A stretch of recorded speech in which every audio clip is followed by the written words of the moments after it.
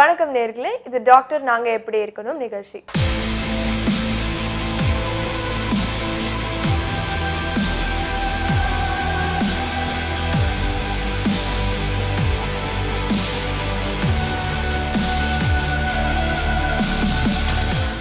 வணக்கம் டாக்டர். வணக்கம். நேற்று பாலிசிஸ்டிக் ஓவரிஸ்க்கு உண்டான காசஸ் அண்ட் சிம்டம்ஸ் எல்லாம் பார்த்தோம். இன்றைக்கி நம்ம அதோட ட்ரீட்மெண்ட் மெத்தட்ஸ் பார்க்கலாம். ஸோ என்னென்ன ட்ரீட்மெண்ட்ஸ் இருக்குது டாக்டர் பேசிக்காக 4 கார்னர் ஸ்டோன் இருக்குது. Diet, medicines, daily exercise and education. So இது 4 ரொம்ப ரொம்ப இம்பார்ட்டண்ட். நம்ம பாலிசிஸ்டிக் ஓவரிஸை பல விதமாக பிரிக்கலாம். ஒன்று அவளுக்கு மென்சஸ் சரியாக வராமல் இருக்கிறது, அதை சரிப்படுத்துறதுக்கு மருந்துகள். அப்புறம் குழந்தையின்மை, அதுக்காக மருந்துகள். நான் சொன்ன மாதிரி இந்த முகத்தில் முடி அதிகமாக வர்றது, பருக்கள் ஜாஸ்தி இருக்கிறது, அதுக்கான மருந்துகள். அதோட தாக்கம் ஏற்படுது இல்லையா, இந்த மாதிரி டயபெட்டிஸு, பிளட் ப்ரெஷர், கொலஸ்ட்ரால் அதிகமாக வருது, ஹார்ட் டிசீஸ், அதுக்குரிய மருந்துகள். இந்த மாதிரி பல்வேறு மருந்து வகைகள் இருக்குது. இப்போ இந்த யங்ஸ்டர்ஸ்க்கு இந்த மென்ஸ்ட்ரல் ப்ராப்ளம் வருது இல்லையா, அவங்களுக்கெல்லாம் இந்த ப்ரொஜெஸ்டரான் அப்படிங்கிற ஒரு ஹார்மோன் கொடுக்கறது, அவங்கள ரெகுலரைஸ் பண்ணுறதுக்காக இந்த ஓசி பில்ஸ் அப்படிங்கிற மெடிசன்ஸ், காம்பினேஷன் பில்ஸ் கொடுக்கறது. இந்த மாதிரி கொடுத்து அவங்களோட மென்ஸ்ட்ரல் சைக்கிள்ஸை ரெகுலரைஸ் பண்ணலாம். ரெண்டாவது இந்த குழந்தையின்மைக்கு அவங்களுக்கு சில மருந்துகள் இருக்குது. அதுக்கு முன்னாடி வேறு ஏதாவது காரணங்கள்னால அவங்க குழந்தையின்மை இருக்கா இல்லையாங்கிறத கண்டுபிடிக்கணும்.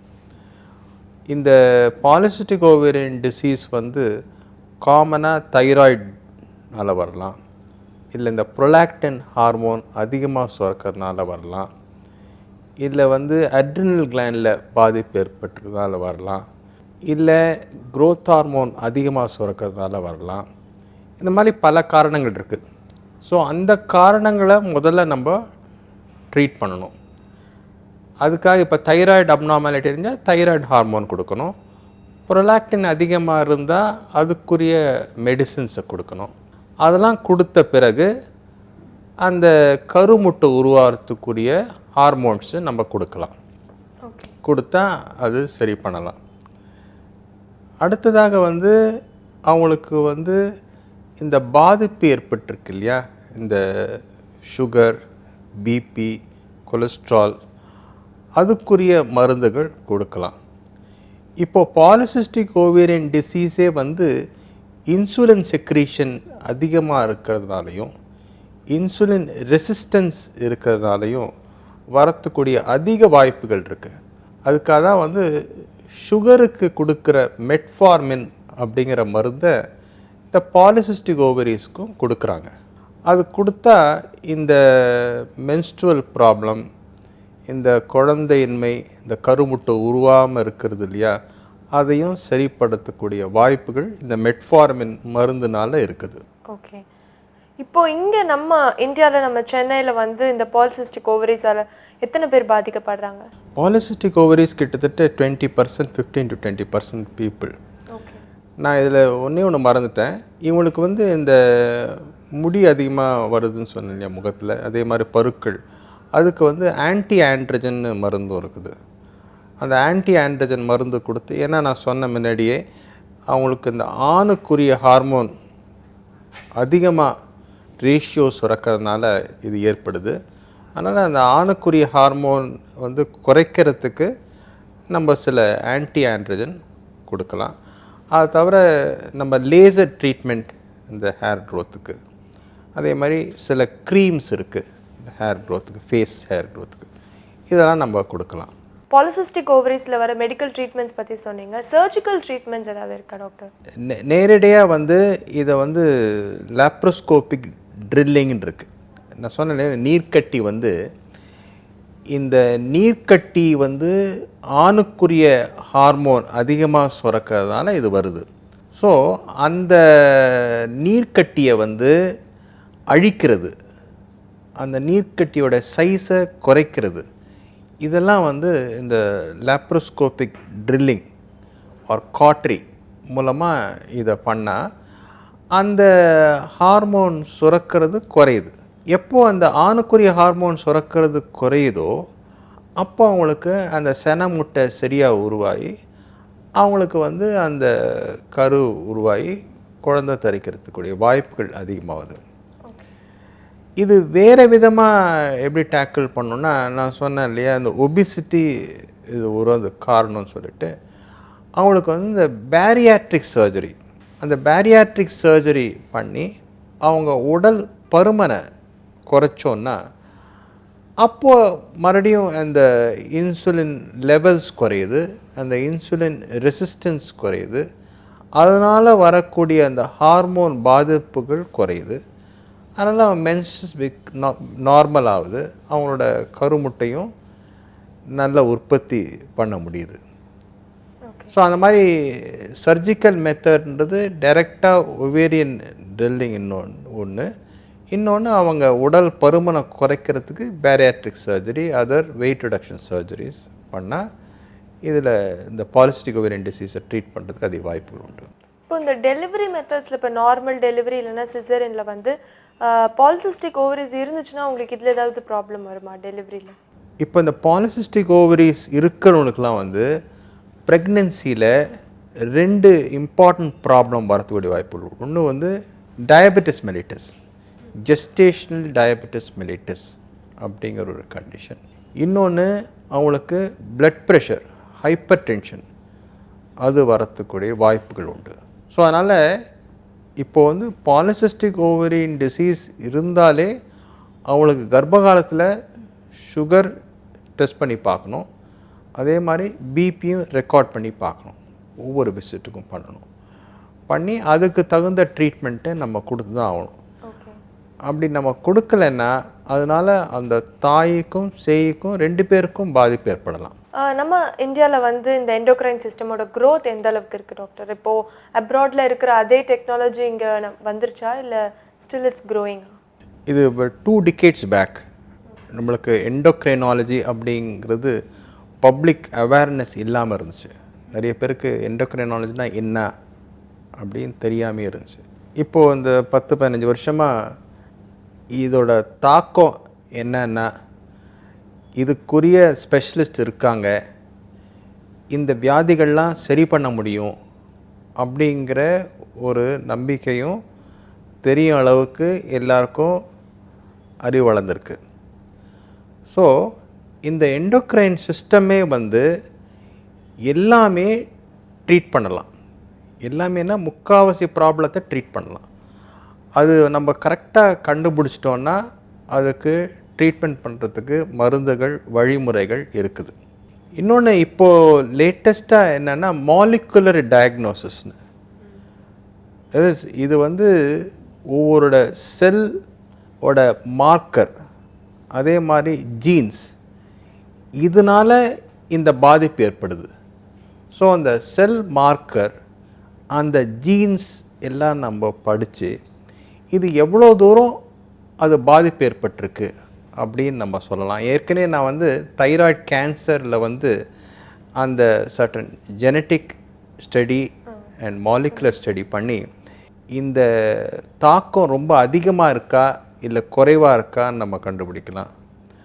அதே மாதிரி சுகர்னு எடுத்தோன்னா டயபெட்டிஸில் வந்து இந்த மார்க்கர்ஸ் ஜெனட்டிக் ஸ்டடி பண்ணால் இந்த வியாதி வந்து உங்களுக்கு வந்து மருந்துலே ட்ரீட் பண்ண முடியுமா இல்லை இதுக்கு இன்சுலின் தேவையா அப்படிங்கிறத நம்ம கண்டுபிடிக்கலாம்.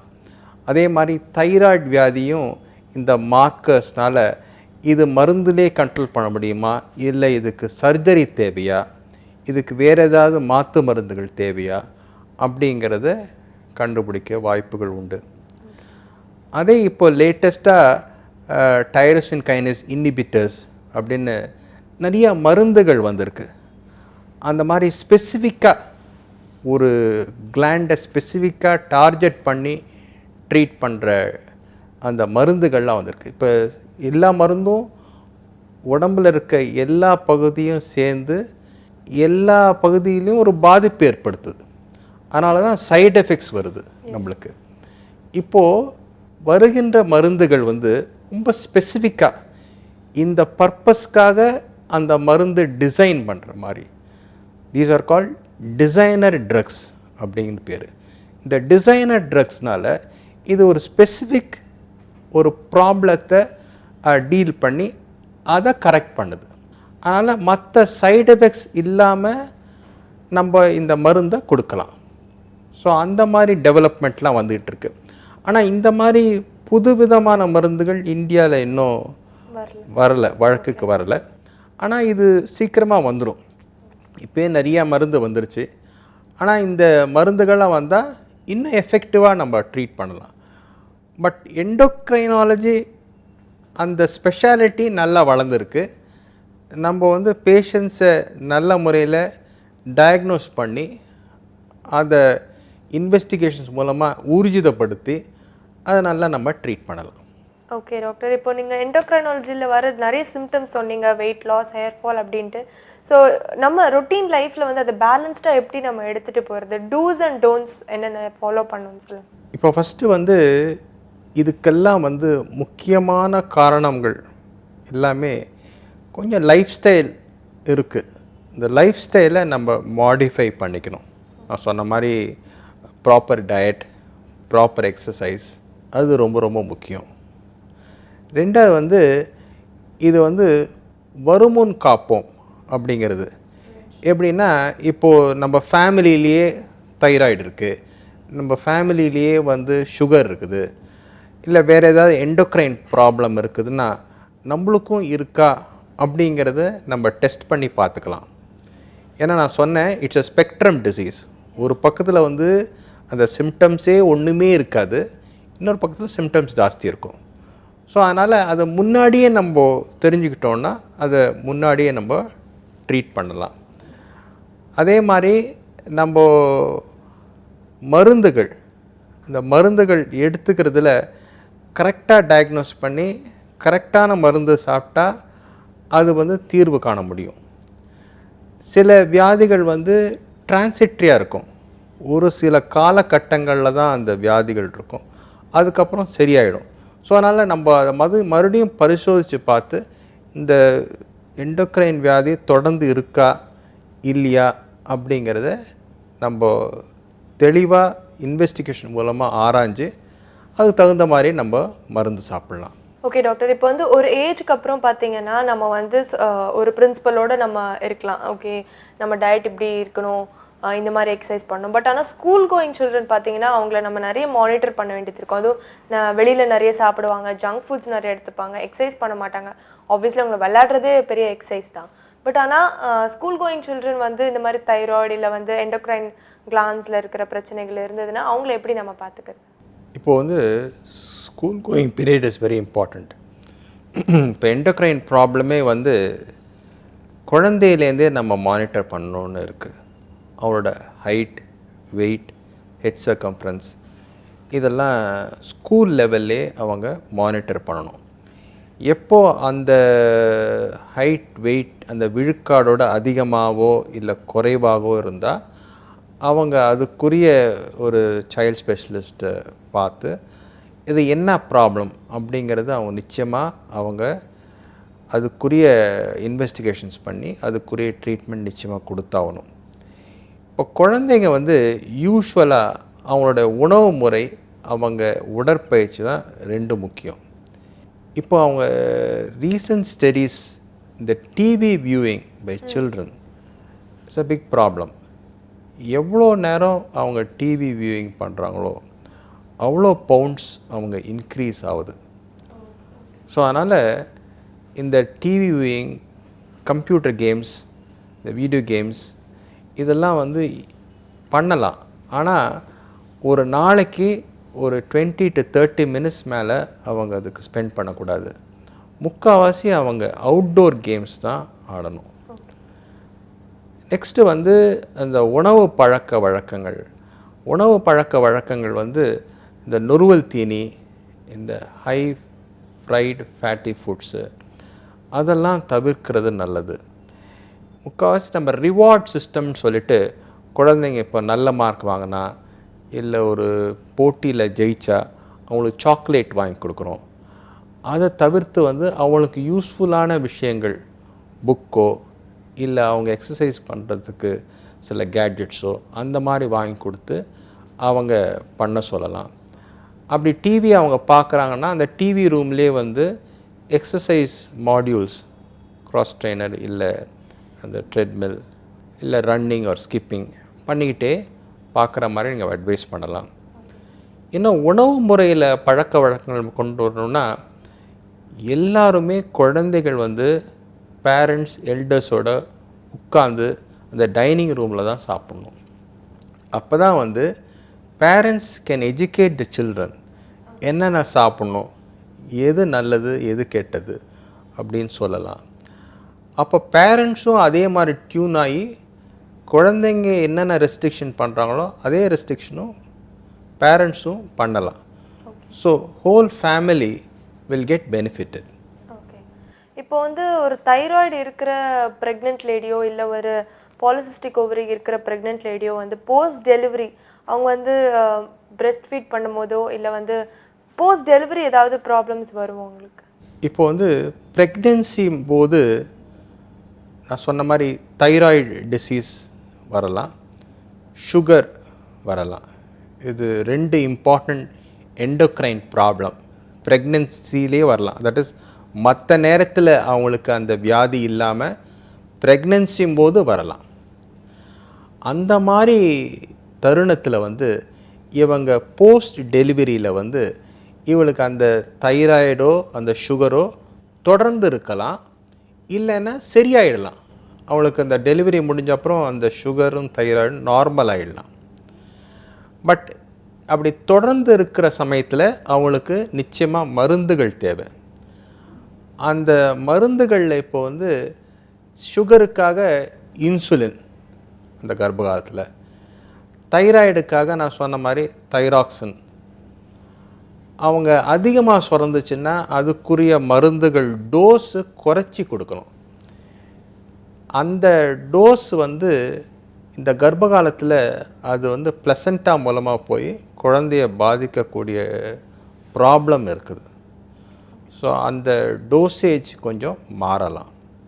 ஸோ போஸ்ட் டெலிவரியாக இருக்கும்போது அவங்களோட ப்ரெக்னென்சியில் என்ன எண்டோக்ரைன் ப்ராப்ளம்ஸ் இருக்கோ அது இருக்குதா இல்லையாங்கிறது டெஸ்ட் பண்ணி தான் பார்க்கணும். Okay, thank you so much doctor. நன்றி.